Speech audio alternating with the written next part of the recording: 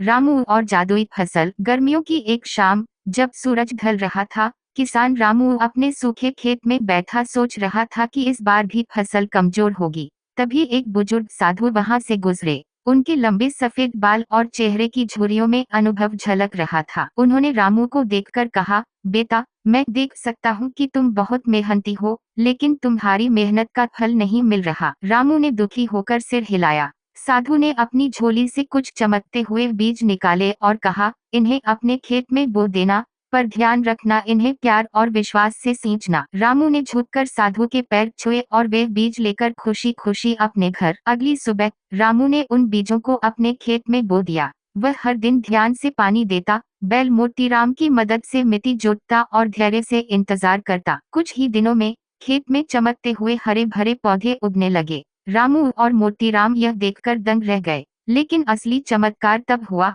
जब मोतीराम ने कहा, रामू, क्या तुमने सुना? ये फसल बातें कर रही है। रामू ने कान लगाकर सुना। फसलें आपस में हंस रही थीं, बातें कर रही थीं। कोई कह रही थी, आज धूप अच्छी है, तो कोई कह रही थी, अरे, थोड़ी और नमी चाहिए। रामू को समझ में आ गया कि ये कोई साधारण फसल नहीं थी, बल्कि जादुई। धीरे धीरे गांव में खबर फैल गई कि रामू के खेत में जादुई फसल उगी है। गांव वाले दौड़कर देखने आए और हैरानी से बोले, अरे, ये तो सच में चमक रही है। कुछ किसान जलने लगे और बोले, जरूर रामू ने कोई तंत्र मंत्र किया होगा। लेकिन रामू ने सबको समझाया, यह जादू नहीं, मेहनत और विश्वास का फल है। कुछ ही हफ्तों में खेत भरपूर हो गया और फसलें इतनी तेजी से बढ़ीं कि कटाई का समय भी जल्दी आ गया। रामू की जादुई फसल की खबर राजा तक पहुंची। राजा ने अपने सिपाहियों को भेजा, जिन्होंने खेत देखकर कहा, इस फसल की चमक सच में चमत्कारी है। राजा ने रामू को दरबार में बुलाया।